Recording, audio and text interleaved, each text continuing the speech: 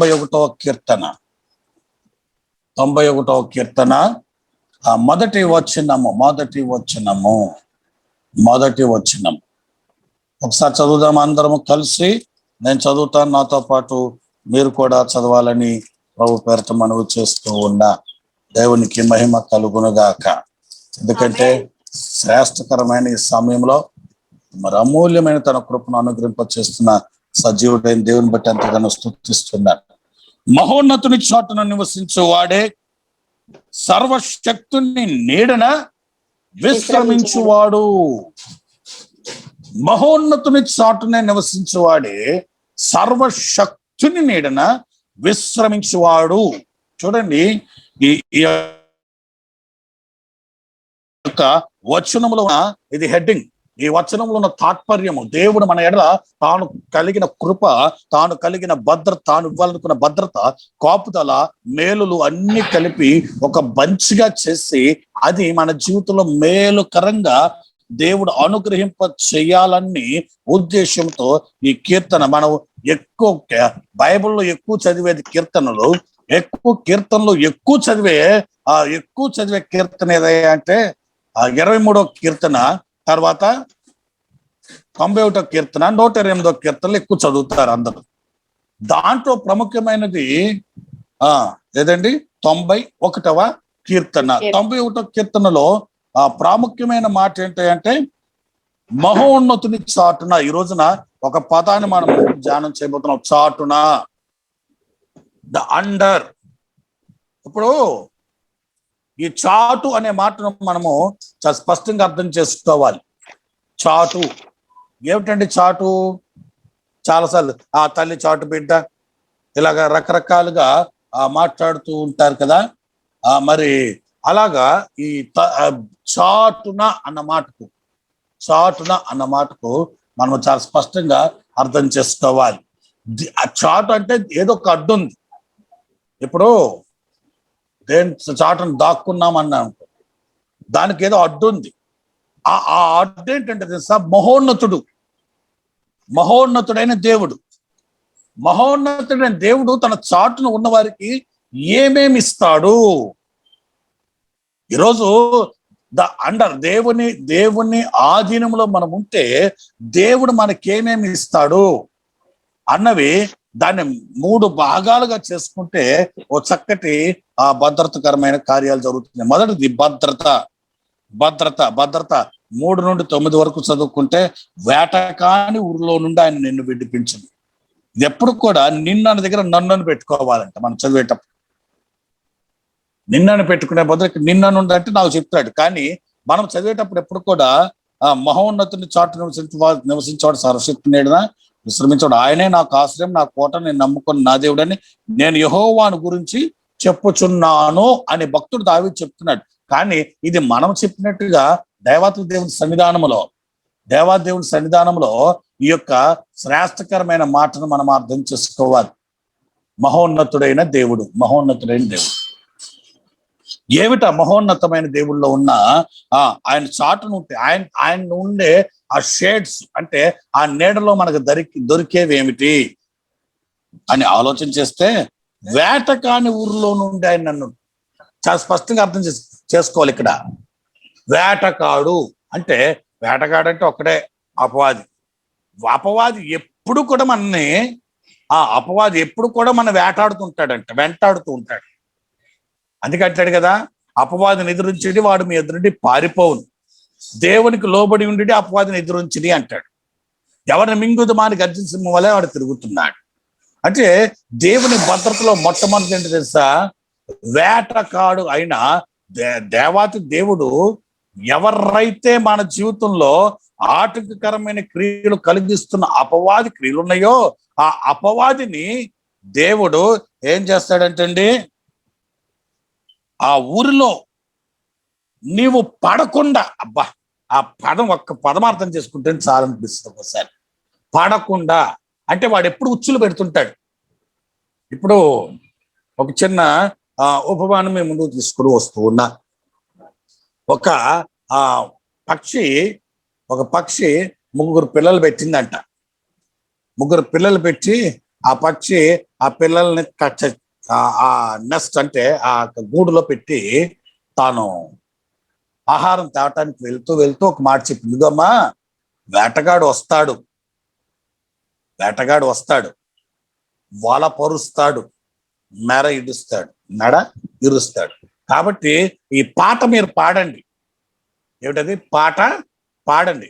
వేటగాడు వస్తాడు, వల పరుస్తాడు, మెడ ఇరుస్తాడు. అంటే దాని అర్థం ఏంటంటే, ఏం చెప్పిందంటే వేటగాడు వస్తాడు. ఎవరండి మధ్యలో? వేటగాడు వస్తాడు, వేటగాడు వస్తాడు. మిమ్మల్ని ఆకర్షించడానికి, మిమ్మల్ని చిక్కించుకోవడానికి వల పరుస్తాడు. అంతేకాదు వాడి చేతికి దొరికితే ఇరుస్తాడు అని, జాగ్రత్త, మీరు ఎట్టి పరిస్థితులు అక్కడికి వెళ్ళొద్దు అని ఈ పాట పాడమని. ఈ తల్లి వెళ్ళిపోయింది. ఈలోపు ఆ వేటగాడు రానే వచ్చాడు. వీటిని చూశాడు, ఈ మూడిటిని చూశాడు. భలే ఉన్నది, దొరికినేరా అని చెప్పి ఆ అటు నుండి తొంగి తొంగి చూస్తున్నాడు. వెంటనే ఒక పక్షి పాట పాడిందంట, వేటగాడు వచ్చాడు అని. అనగానే వేటగాడు చాలా అలర్ట్ అయ్యాడు. అప్పుడు నన్ను కనిపెట్టేసరి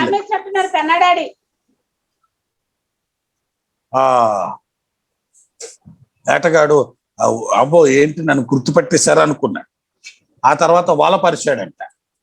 వలపరుస్తుంటే రెండోది అందంట, ఏంటది? వలపరిచాడు అని పాట పాడింది. వలపరిచాడు అని పాట పాడింది.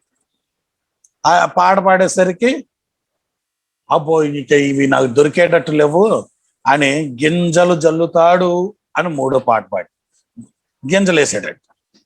గింజలుగానే ఇక ఈ పక్షి గబగబ వెళ్ళి ఆ గింజను తింటుందంట.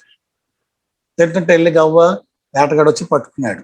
అప్పుడు ఆ పక్షి అందంట, మెడ విరుస్తాడు. ఇక్కడ ఒక పదం మీ ముందుకు ఎందుకు ఇది చెప్తుంటే, దేవుడు వేటగాడు అయిన అపవాది చేతిలో పడకుండా మనల్ని కాపాడతాడు. ఎలా కాపాడతాడు? వాడు వస్తాడు, వాడు పడేస్తాడు, వాడు లోక స్థితిలో నిన్ను పడేస్తాడు అని హెచ్చరిస్తూ ఉంటాడు ఆయన. నిన్ను బలపరుస్తూ ఉంటాడు ఆయన. అందుకు కావలసిన వాక్యాన్ని బోధిస్తూ ఉంటాడు. వాటి జోలికి వెళ్ళొద్దని చెబుతూ ఉంటాడు. కానీ మనము స్వయం కృతాపరాధంతో వెళ్ళి అందులో పడితే వాడు విరుస్తాడు. అందుకే వాడు రాకుండా ఉండాలి అంటే, వాడు మన మీద దాడి చేయకుండా ఉండాలి అంటే, మనము మన శక్తితో వాడిని ఎదుర్కోలేము. కాబట్టి వాడు ఎవరిని చూసైతే భయపడతాడో ఆ ప్రభు చాటును మనం జీవించాలి అని దావీదు యొక్క ఉద్దేశం, బైబిల్ గ్రంథం యొక్క ఉద్దేశం, పాత నిబంధనల ప్రవక్తల యొక్క ఉద్దేశం. కాబట్టి ఆయనిచ్చే భద్రత ఎక్కడ? దేని నుండి? వేటగాని నుండి. రెండోది నాశనకరమైన తెగులు. ఇప్పుడు ఎక్కడ చూసినా అదే కదండి, నాశనం చేసేస్తుంది తెగులు. ఏ మాత్రం జాగ్రత్త లేకపోతే పీల్చి పిప్పు చేసేస్తుంది. పీల్చి పిప్పు చేయటం మాత్రమే కాదు, మనుషులను మట్టిపాలు చేసేస్తుందండి. అందుకే ఇక్కడ చెప్పాడు, తెగులు కాదు ఇది, నాశనకరమైన తెగులు. తెగుళ్ళు ఉన్నాయి, తెగుళ్ళకు పరిష్కారం ఉంది. చూడండి, మోషే దగ్గర ఐగుప్తులో తెగుళ్ళు చెప్పాడు, తెగుళ్ళు పంపించాడు. కానీ ప్రతి తెగులుకి పరిష్కారం చెప్పాడు. కానీ ఇది నాశనకరమైన తెగులు. బైబిల్లో ప్రతి దానికి పరిష్కారం ఉంది, ప్రతి తెగులుకి. కానీ ఇక్కడ రాయబడింది ఏంటి తెలుసా? నాశనకరమైన తెగులు రాకుండా నేను కప్పుదా. అంటే ఉంటుంది ఆ తెగులు, ఆ తెగులు ఉంటుంది, ఉండదని కాదు. కానీ ఆ తెగులు, అది నాశనం చేసే తెగులు నీకు రాకుండా ఆ మహోన్నతుని చాట్లు ఉంటే నువ్వు కప్పబడతావు. అంటే కనబడవు, అది దాని అర్థం. కప్పబడతావు అంటే అది వచ్చినా దానికి నువ్వు కనబడవు. గత రాత్రి ప్రార్థనలో పాస్టర్ గారికి ఒక దర్శనం వచ్చింది. ఒక ఖడ్గమృగం లాంటి మొక్కను వేసుకొని శరీరం, కాలు చేతులన్నీ మా ఇంట్లోకి వచ్చి తిరుగుతూ ఉందట, ప్రతి ఇంటికి వెళ్తూ ఉందట. మాకందరికి అది కనబడుతుంది, దానికి మేము కనబట్టలేదు. గదిలో పక్కన తెల్లని వస్త్రాలు వేసుకుని గట్టిగా గద్దించాడు. అప్పటి వరకు టీవీగా నడిచింది, భయపడుతూ భయపడుతూ బయటికి పరిగెత్తి అలా ప్రతి ఇంటికి వెళ్తున్నాను అంటుందంట. అంటే ఖడ్గమృగం అంటే ముక్కు బారుగా ఉంటుంది, కరోనాకు వచ్చేదే ముక్కు నోరుతోని. అది రకరకాల రూపాల్లో వస్తుందండి, నాశనకరమైన తెగులు. కానీ ఒకటి గుర్తు పెట్టుకోవాలి, దాని నుండి భద్రత ఇచ్చేవాడు మాత్రం ప్రభు. నీ జీవితానికి ప్రతి ఇంటికి వస్తుంది. మీ ఇళ్లలో జ్వరాలు వచ్చి వెళ్ళిన ప్రతి ఒక్కరి ఇంటికి వచ్చి వెళ్ళింది అదే, కానీ నిన్ను చూసి కాదు, నీ ఇంటిలో ఉన్న దైవ సన్నిధిని చూసి భయపడి పారిపోయింది అది. అలాగని మళ్ళీ రాదని కాదు, ప్రతి ఇంటికి వస్తుంది.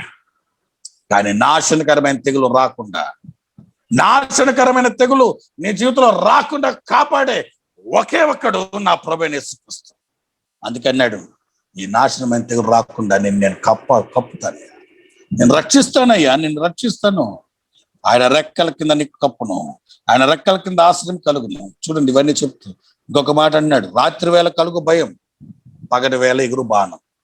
అంటే వివరించుకోవటానికి మనకు సమయం లేదు, చాలా తక్కువ టైం ఉంది కాబట్టి నేను వివరణాత్మకంగా చెప్పాలని ఆశపడట్లా. కాబట్టి ఇక్కడ విషయాన్ని మనం అర్థం చేసుకోవాలి. ఇవన్నీ కూడా నాశనకరమైన రాత్రి వేళ కలుగు భయం. చూడండి, ఇప్పుడున్న పరిస్థితుల్లో కరోనా వచ్చిన వారికి రాత్రి డేంజర్, పగల కాదు. పగలంతా బాగానే ఉంటారు, రాత్రి వారు పడుకున్నప్పుడు వాళ్ళ పల్స్ లెవెల్ డౌన్ అయిపోద్ది, అది ఆధారం చేసుకుంటుంది. చూసారా? కానీ నా ప్రభు అంటున్నాడు, కోడి తన రెక్కల కింద కాపాడినట్టు కాపాడను. అందుకే పగటి వేళ ఎగురు బాణం, బయటకు వెళ్తేనే కదా వస్తుంది, బయట తిరిగితేనే కదా వస్తుంది. బాణం అంటే ఏంటి? గురు చూసి కొట్టేది, గురు చూసి కొట్టాడు. అపవాది గురు చూసి కొడుతున్నాడు. ఎలా కొడుతున్నాడు తెలుసా? ఒక నిర్లక్ష్యమనే ఒక్క లోపం మనలో చూస్తే చాలు కొట్టేస్తాడు. కాబట్టి ఆ చీకటిలో సంచరించి తెగులు, మధ్యాహ్నం మందు పాడు చేయ రోగం, నువ్వు భయపడవు.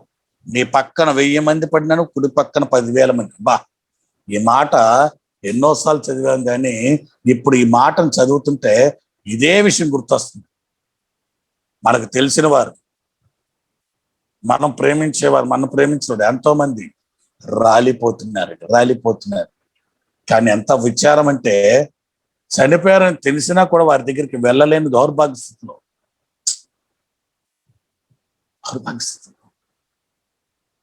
మొన్న ఒక సహోదరుడు దైవజనుడు చెప్తున్నాడు, అన్నా నా భార్య ఆ లాస్ట్ స్టేజ్ లో చేప నీళ్ళలోంచి చేస్తే బయటికి ఇస్తే అట్ట కొట్టుకుంటుందని, కానీ దగ్గరికి వెళ్ళలేని స్థితి, పట్టుకోలేని స్థితి.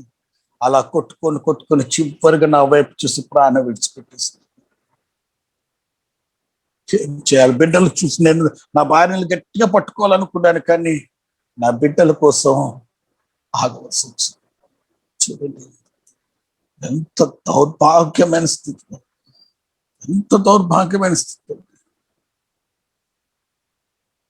రాలిపోతున్నారు, కూలిపోతున్నారు. కానీ ఏ తెగులు నీ గుడారం సమీపించుకుని కాపాడే దేవుడు ఉన్నాడు. దేవుని స్తోత్రం చెప్పండి. హల్లెలూయా, హల్లెలూయా. అది అంటే దాని అర్థం ఏంటి తెలుసా? అది వచ్చినా నీకేమీ కాదు. ఎందుకంటే తెలుసా, నీ దేవుడు నేనున్నాను అంటున్నాడు దేవుడు. అందుకే ఆ చక్కటి మాట అంటున్నాడు, నువ్వు కల్లారా చూస్తుండగా భక్తిహీన ప్రతిఫలము కలుగును, యెహోవా నీవే నా ఆశ్రయమని, నీవు మహోన్నతుడైన దేవుడు అని నీకు నివాస స్థలముగా చేసుకున్నావు. నీకు అపాయం ఏమీ రాదు, ఏ తెగులు నీ గుడారము సమీపించింది. ఇక్కడ పదం మనం అర్థం చేసుకోవాలి. నీ గుడారము అనగా నీ ఇల్లు. ఏ తెగులు నీ గుడారం సమీపించదంటే అర్థం ఏంటి? నీ కుటుంబంతో కలిసి నీ గుడారంలో ప్రార్థన చేసుకుంటూ ఉండు, రోడ్ల మీద తిరగద్దు. అది చెప్తున్నాడు.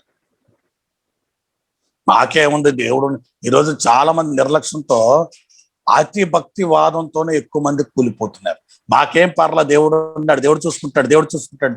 దేవుడు చూస్తూనే ఉన్నాడు, ఆయన చూస్తూనే ఉన్నాడు.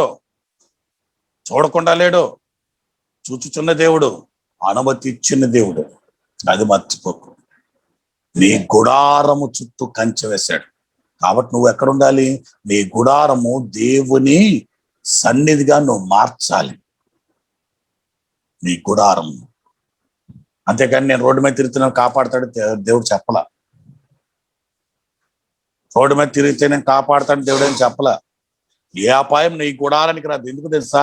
నీ గుడారంలో ప్రార్థనా బలం ఉంటుంది, నీ గుడారంలో విశ్వాసం ఉంటుంది, నీ గుడారంలో ఐక్యత కలిగిన సహవాసం ఉంటుంది, నీ గుడారంలో సంఘంతో చేసే ప్రార్థన ఉంటుంది. కాబట్టి నీ గుడారానికి కావలికి వస్తాడు, కావలికి వస్తాడు. అందుకే పరిగెత్తుకుంటూ గుడారంలోకి రావాలి. ఈ లాక్డౌన్స్ అన్ని ఎందుకు అనుకున్నారు? పరిగెత్తుకుంటూ నీ గుడారంలోకి పరిగెత్తమంటాడు. కారణం ఏంటి? గుడారంలోకి పరిగెత్తని ఎందుకు చెప్తున్నాడు ప్రభు? అక్కడ నీ కాపుదలు ఉంటుందని కాదు. నువ్వు ఎక్కడున్నా కాపుదలు దేవుడు ఇవ్వగలడు. కానీ నీ సహవాసం, దేవుని సహవాసం ఉన్న చోట భద్రత ఉంటుందని చెప్తున్నాడు. అందుకే అపాయం ఏమీ రాదు. నిన్ను తన దూతలకు ఆజ్ఞాపిస్తాడంట. చూడండి, నీ మార్గంలో నిన్ను కాపాటకు ఆయన నిన్ను గూర్చి తన దూతలకు నీ పాదంకు రాయి తగలకుండా వారు తమ చేతుల మీద పెట్టి పట్టుకుని. దేంట్లో? మార్గములో. చాలా స్పష్టంగా అర్థం చేసుకోవాలి. యేసయ్య మార్గంలో నువ్వు నడిచేటప్పుడు నువ్వు ఎక్కడుంటే అక్కడ రమ్మంటే రావు. చాలా స్పష్టంగా అర్థం చేసుకుంది. ఎక్కడుంటే అక్కడ ఉండి ప్రభా నాకు నేను నీ బిడ్డను కదా అని చెప్పి అదేంటది కరోనా వార్డులోకి వెళ్ళి, కరోనా పేషెంట్ ఉన్న వార్డులోకి వెళ్ళి నేను సర్వశక్తి కలిగిన దేవుడిని ఆరాధిస్తున్న వాడును, ఏది నన్ను తాకదు అని అంటే ఆ బిడ్డ నువ్వు ఒక బిడ్డ అవుతావు. అర్థమైందండి? దేవుడు భద్రత ఇస్తాడు, ఏ కీడు రాకుండా చూస్తాడు. కానీ ఎప్పుడది? ఆయన మార్గంలో నువ్వు నమ్మకంగా నడిచినప్పుడు. ఇంకా చివరిగా 3 మాటలు చెప్పుకొని మనం ముగించుకుందాము. నువ్వు సింహంలను నాగుపాము తొక్కెదవు, అది కొదమ సింహంలను భుజంగంలో అనగొదొక్కెదవు. సింహము, నాగుపాము.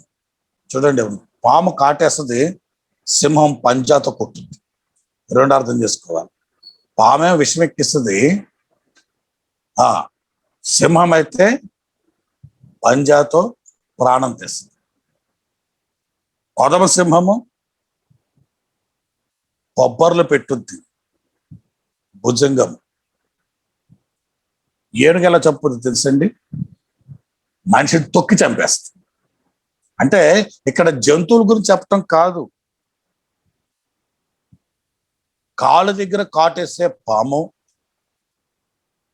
తల దగ్గర కొట్టే సింహము, గుండె చీల్చే కొదమ సింహము, నిన్ను భూమిలో అణిచివేసే భుజంగము. అనగా ఈ లోకములో ఉన్న పాపము, వ్యసనాలు నీ తలను పాడు చేస్తుంది, నీ నడకను పాడు చేస్తుంది, నీ హృదయాన్ని పాడు చేస్తుంది, ఈ లోకంలో అణిచేస్తుంది. వాటి నుండి నువ్వు విడుదల పొందాలి. అవి దేవుడు చేస్తాడు. ఎందుకో తెలుసా? 3 ఆజ్ఞలు ఇచ్చాడు. ఇక్కడ 3 విలువైన భద్రత, కాపుదల, మేలులు చేశాడు. కానీ 3 పనులు చేయమన్నాడు. అతడు నన్ను ప్రేమించుచున్నాడు, ద లవ్ ఆఫ్ గాడ్. చూడండి ఒకసారి 97వ కీర్తన 10వ వచనం ఒకసారి చదువుకుందాం. 97వ కీర్తన 10వ వచనం. యెహోవాను ప్రేమించు వారులారా, చెడుతనము అసహ్యించుకొనుడి, తన భక్తుల ప్రాణములను ఆయన కాపాడుచున్నాడు, భక్తిహీనుల చేతిలో నుండి వారిని విడిపించుచున్నాడు. నీతిమంతుల కొరకు వెలుగును, యథార్థ హృదయుల కొరకు ఆనందమును విత్తబడి ఉన్నది. చూడండి, దేవుని ప్రేమిస్తామంటే అర్థం ఏంటి తెలుసా? నేను బాగా దేవుని ప్రేమిస్తున్నానండి, బాగా దేవుని కాదు. దేవుని ప్రేమిస్తామంటే చెడుతనాన్ని అసహించుకోవడం. అంటే దేవుని నచ్చని దాన్ని విడిచిపెట్టడం దేవుని ప్రేమించడం. రెండవది, ఇంకొక విషయం కూడా మనము స్పష్టంగా అర్థం చేసుకుందాం. రెండవది, అతడు నా నామం ఎరిగిన వాడు. అంటే యోహానికి ఒక పేరు ఉంది, యేసయ్య రొమ్మున ఆనుకున్న శిష్యుడు. యేసయ్య రొమ్మున ఆనుకున్న శిష్యుడు అంటే తన హృదయ వాంఛ. అందుకే దావీదు గురించి ఒక మాట అంటాడు కదా, దావీదంట నా హృదయానుసారుడు, నా హృదయమును ఎరిగిన వాడు. తర్వాత కొత్త నిబంధనలు అదే పేరు యోహానికి ఇచ్చాడు. అందుకే యోహాన్ రాసిన దాంట్లో ఎక్కువ ప్రేమ అన్న పదాన్ని ఎక్కువ వాడతాడు. ఎరగటం అంటే ఏంటో తెలుసా? దేవుని తెలుసుకోవటం కాదండి, దేవుని మనసు తెలుసుకోవటం కాదండి, దేవుని హృదయవాంఛ తెలుసుకోవాలి. సో మనకు కూడా చాలా మంది మంచిగా మన ఇంట్లోనే అందరూ ఉంటారు, కానీ కొంతమంది ఏమంటారు, కొంతమంది అంటే సార్ నా మనసు ఎరిగిన వారు. అర్థమైందండి? ఎరగటం అంటే ఏంటో తెలుసా? మనసు ఎరిగిన వారు. నేను అడగకుండా అన్ని తెలిసిపోతే నీకు అని అంటుంటాం ఒక్కసారి. ఎప్పుడు ఆకలేయాలో, ఎప్పుడు ఆకలేస్తుందో టక్మని తీసుకొచ్చి పెట్టేస్తుంటారు. అంటే మనసు ఎరిగిన వారు. ఇప్పుడు దేవునికి కావాల్సింది మనిషి ఎరిగిన వారు కాదంట, మనసు ఎరిగిన వారు. దేవుడు మనసు ఎరిగిన వారిని మహిమకరమైన ఆశీర్వాదం చేత దీవిస్తాడంట. మూడవది మొరపెట్టగా. చూడండి ఒకసారి 145వ కీర్తనలో 18వ వచనంలో ఒక మాట అంటాడు. 145వ కీర్తన 18వ వచనంలో ఒక మాట అంటాడు. చూడండి, తనకు మొరపెట్టు వారికి అందరికీ నిజముగా మొరపెట్టే వారికి, నిజంగా మొరపెట్టే వారికి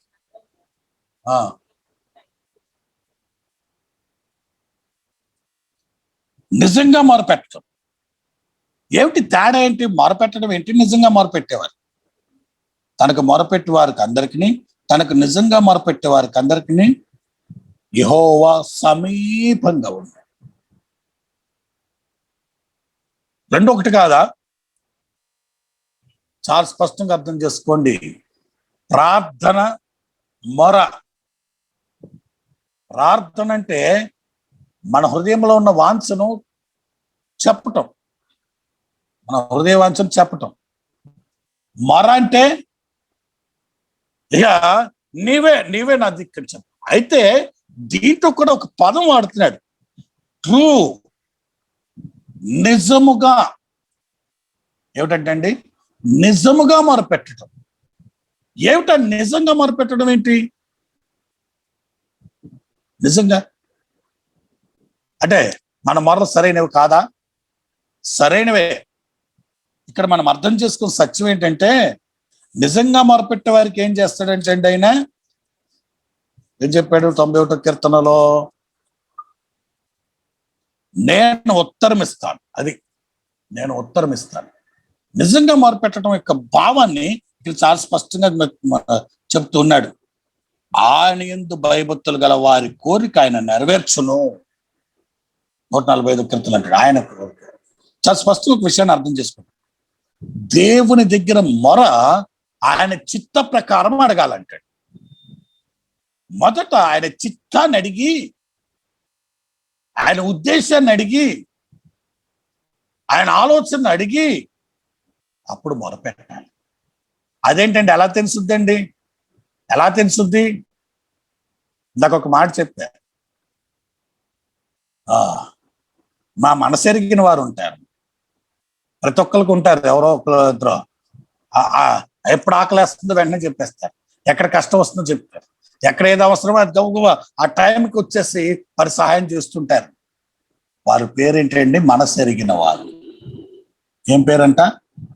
మనసు ఎరిగిన వారు. మనసు ఎరిగిన వారు. ఇప్పుడు మనసు ఎరిగిన వారికి చెప్పాలా ప్రతిదీ? అందుకే అర్థం చేసుకోండి, మనసు ఎరిగిన దేవుడు, మన మనసు ఎరిగిన దేవునికి మనకి ఏది ఎప్పుడు అవసరం అది ఇస్తున్నాడు కదా. ఎప్పుడు ఏది అవసరం అదేంటండి, చాలా మంది అంటారు, మాస్టర్ గారు నాకు ఇవ్వట్లేదండి, నేను అడిగింది ఇవ్వట్లేదండి, నేను అడిగింది ఇవ్వట్లేదండి. నేను అడిగింది ఇవ్వట్లేదు అంటే నువ్వు నిజంగా మొరపెట్టట్లేదు అని అర్థం. నువ్వు అడిగిన దేవుడు ఇవ్వట్లేదంటే అది దేవుని దృష్టిలో లేదని అర్థం. నువ్వు 100 సార్లు అడిగినా దేవుడు ఇవ్వడు, 1000 సార్లు అడిగినా దేవుడు ఇవ్వడు, 10,000 సార్లు అడిగినా ఇవ్వడు. ఎందుకు తెలుసా? ఆయన చిత్తంలో లేనిదాన్ని నువ్వు 100 సార్లు కాదు 10,000 సార్లు అడిగినా ఇవ్వడు. కానీ మనకున్న జబ్బు ఏంటో తెలుసా? అదే పట్టుకుని వెళ్ళాడతాం, ప్రవ్వా ప్రవ్వా ప్రవ్వా ప్రవ్వా ప్రవ్వా. సింపుల్ అండి, ఏమీ లేదు. ఓ చిన్న కథ చెప్తాను, నేను ఉపమానం చెప్తాను. నేను ఒక ఆయనంట నమ్మకంగా పనిచేస్తున్నాడు అంటండి. ఒక మోతుబరి దగ్గర బాగా పనిచేస్తుంటే కొంత వయసు అయింది, బాగా బాగా పంట వచ్చింది. పంట రాగానే ఈ బస్తాలన్నీ కూడా ఆ గోదాము చేర్చు అన్నాడంటే, అంటే గొడవలు చేర్చు అన్నాడు. ఈయన కడుపు రగిలిపోతుంది. నేను ఇంత నమ్మకంగా ఉంటే కనీసం ఒక బస్తా కూడా ఇవ్వడు, ఈ దుర్మార్గుడు నా అవసరం గుర్తించడం అని తిట్టుకుంటున్నాడంట. మొత్తం అన్ని చేర్చాక ఆ గొడవను తాళం వేసాడంట. తాళం వేసిన తర్వాత నేను ఊరు వెళ్తున్నాను,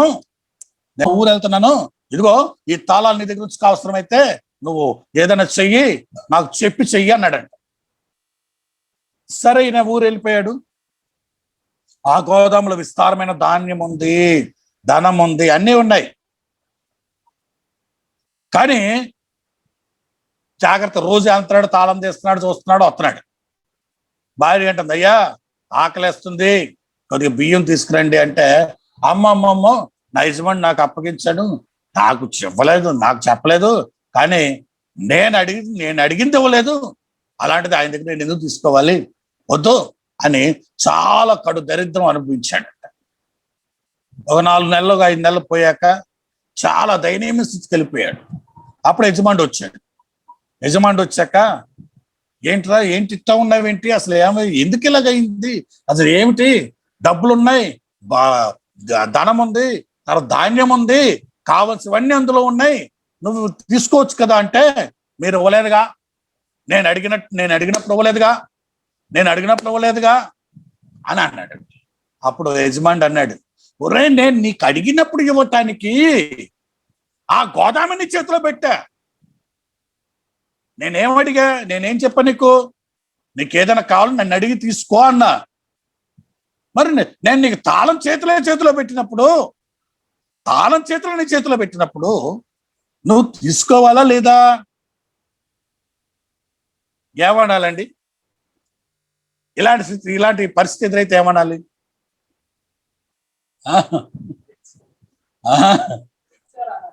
ఇన్ని శ్రమలు అనుభవించాల్సిన అవసరం ఏముంది?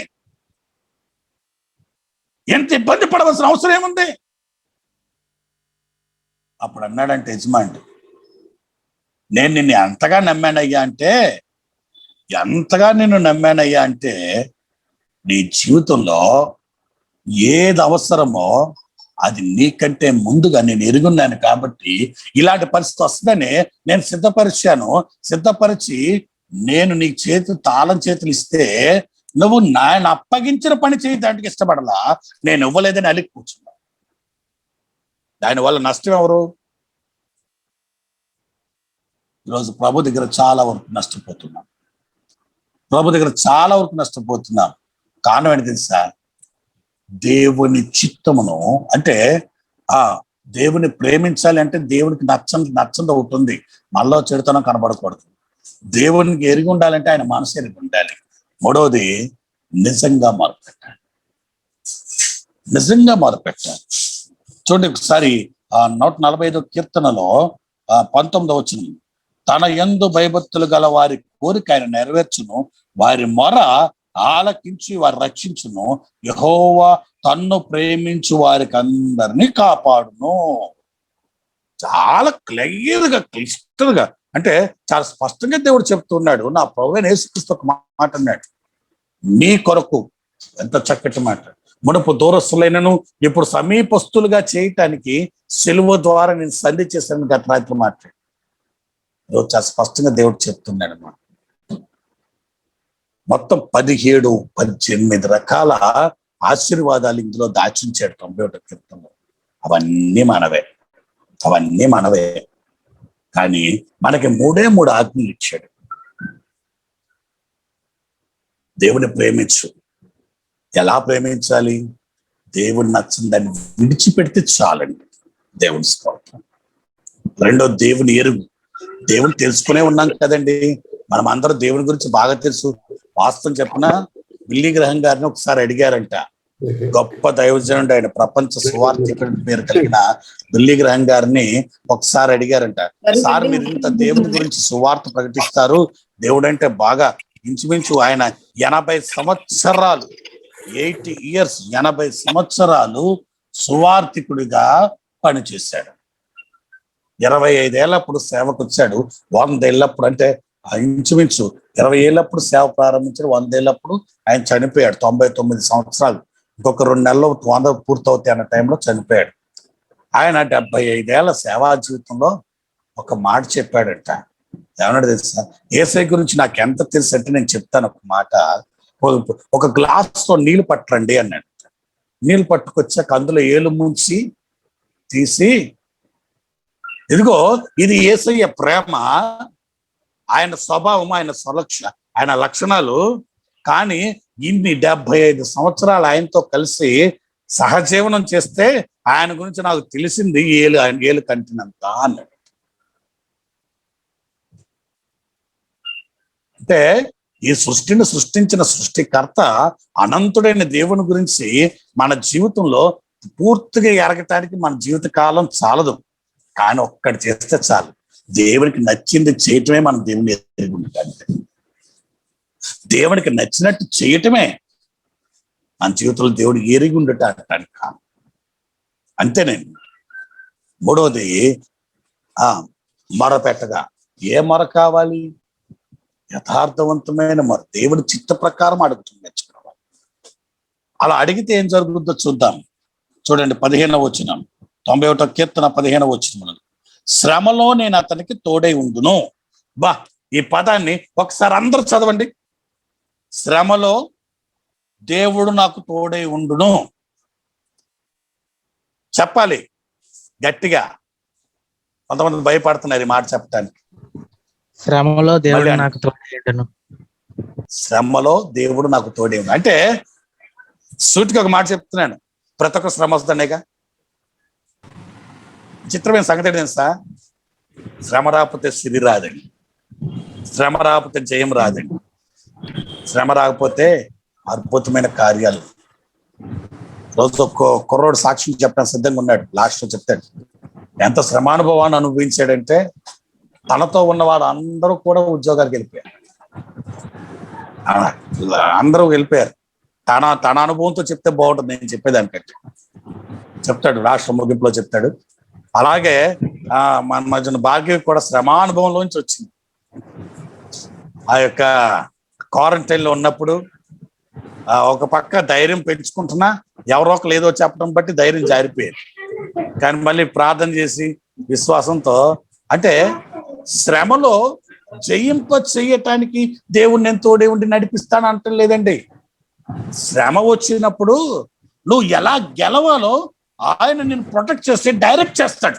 అది భద్రపరుస్తూ గెలిపిస్తాడంట.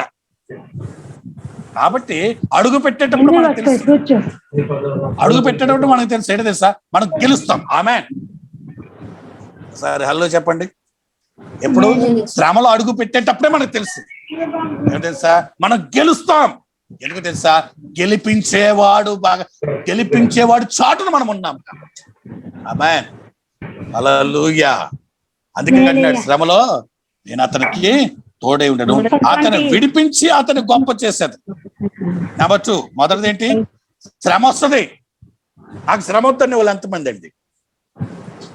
దావీదైతే ఒక మాట్లాడు, శ్రమ పొందుట నాకు మేలాయను. ఎందుకు మళ్ళీ శోధన వేరండి, శ్రమ వేరు, శోధన వేరు. ఈ రెండింటి చాలా అర్థం చేసుకోవాలి. శ్రమ మన జీవితంలో విశ్వాసాన్ని బయటికి తీసేది, శోధన పాపంలో పడేసేది. చాలా మంది అంటే, అయ్యా నన్ను శోధిస్తున్నారు అనకండి, అది సాతాను పని. శోధన అన్నది శ్రమ కొన్ని 3 రకాలుగా వస్తుంది. ఒకటి మనలను సరిచేయటానికి, అంటే మన అవిధేయతను సరిచేయటానికి, అది పరిశీలన చేసేది.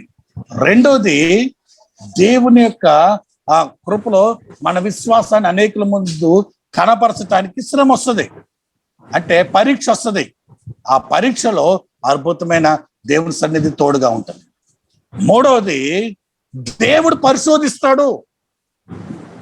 అబ్రహామును పరిశోధించాడు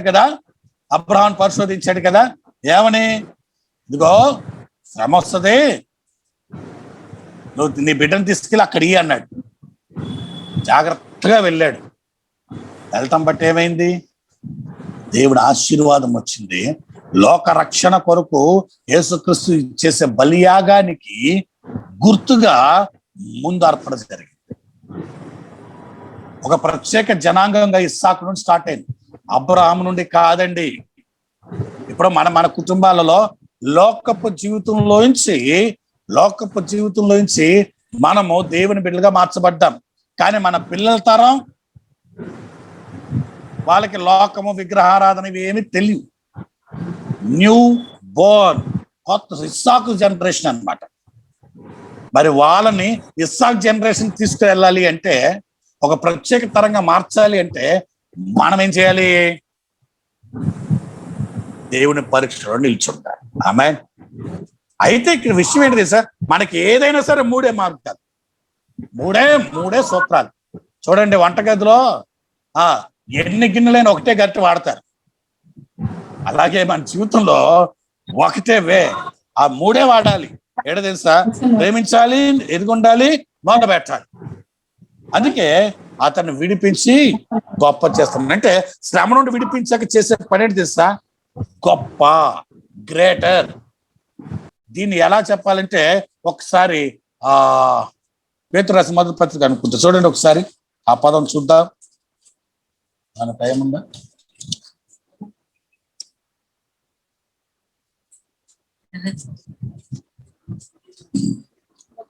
పేతురు రాసిన మొదటి పత్రిక మొదటి అధ్యాయము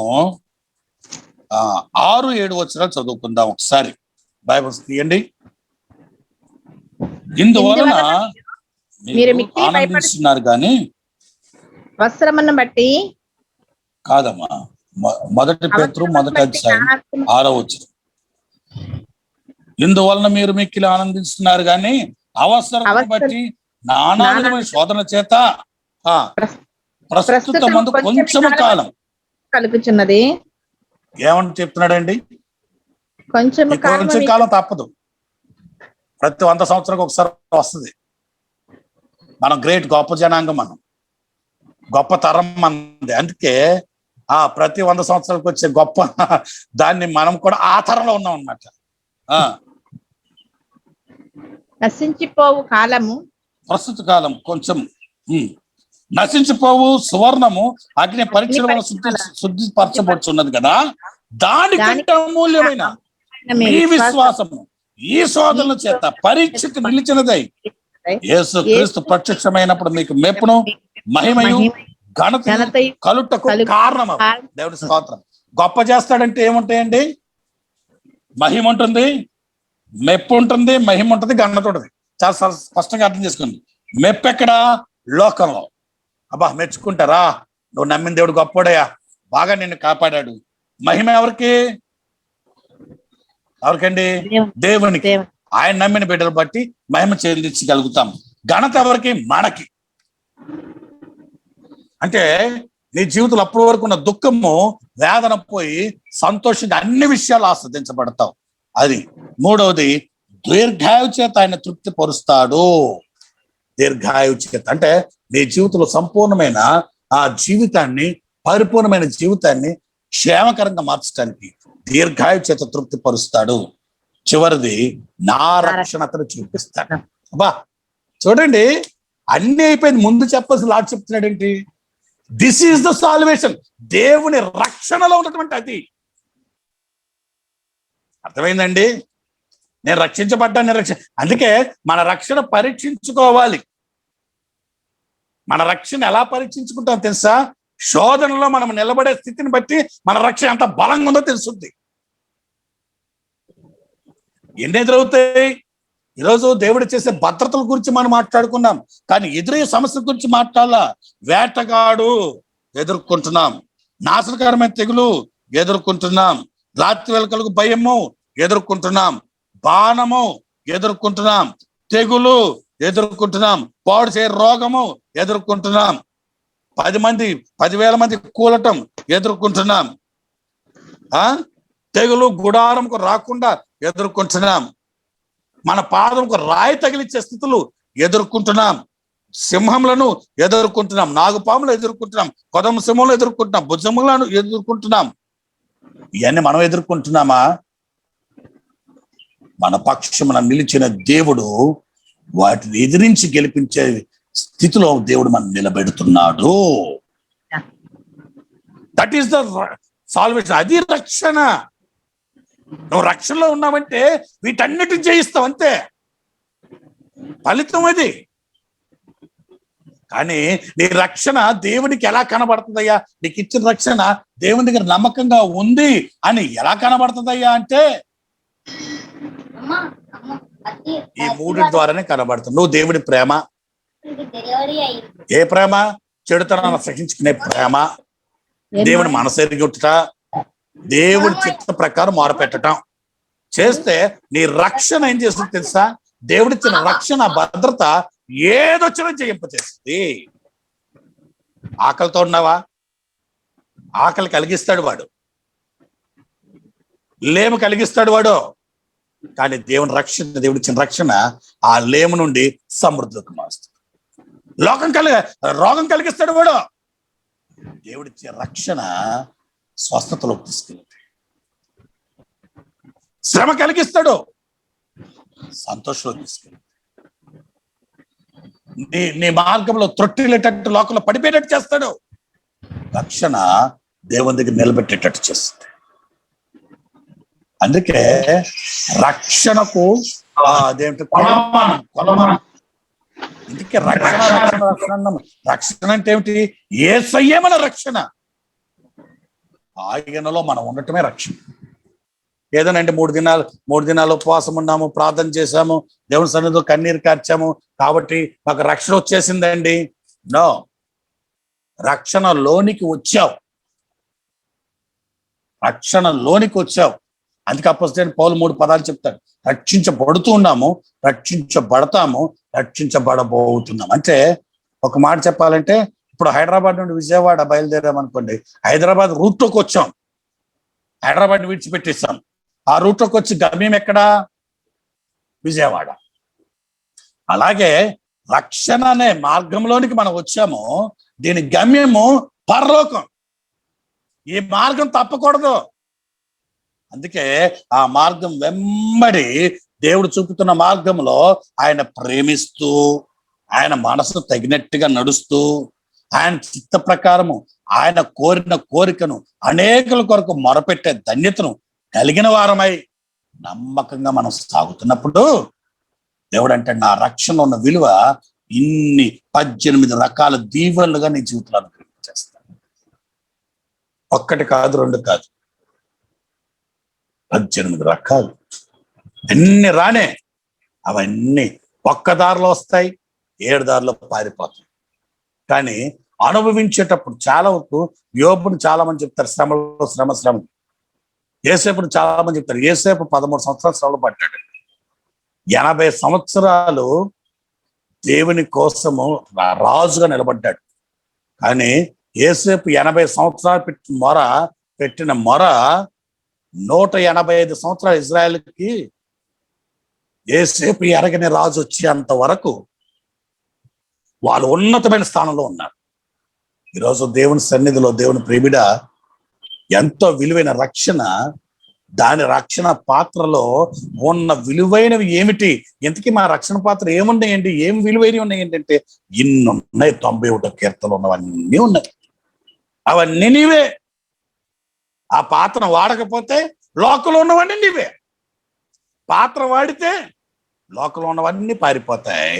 నీకు ఇచ్చిన సజీవుడైన నా ప్రభు ఆయన చాటున ఉంచి, చూడండి, ఆయన చాటున ఉంచి చిన్న మాట చెప్తారు. ఒక పిల్లాడు వెళ్ళి బయట వేరే కుర్రాన్ని కొట్టేసి వచ్చాడు. ఆ తల్లి వాళ్ళందరూ గుంపుగా వచ్చారు. అప్పుడు ఆ తల్లి ఏం చేస్తుంది? ఆ పిల్లోని ఎదర పెట్టుద్దా, వెనక్కి పెట్టుద్దా? వెనక్కి పెట్టి వాళ్ళు తిట్టండి అని పడుతుంది. పడి ఆ తర్వాత వీడు తప్పు చేశాడని తెలియగానే వాళ్ళ ముందు పట్టేమని ఒక కొట్టుద్ది, ఒక్కడ కొట్టుద్ది. కొట్టి నా కొడుకుని కొట్టాను, సరే ఇంకోసారి చేయడం వాళ్ళండి, మీరు వెళ్ళిపోండి అని. ఎందుకంటే తల్లి అలాగెందుకు చేసింది? ఎందుకు ఇలా చేసింది? కారణం ఏంటి తెలుసా? ఈ పిల్ల 4 వదిలితే చిరక్కొడేస్తారు. లోకంలో వదిలేసామనుకో, సాతాను, లోకపు క్రియలు ఆ వ్యక్తిని సర్వనాశనం చేసేస్తాయి.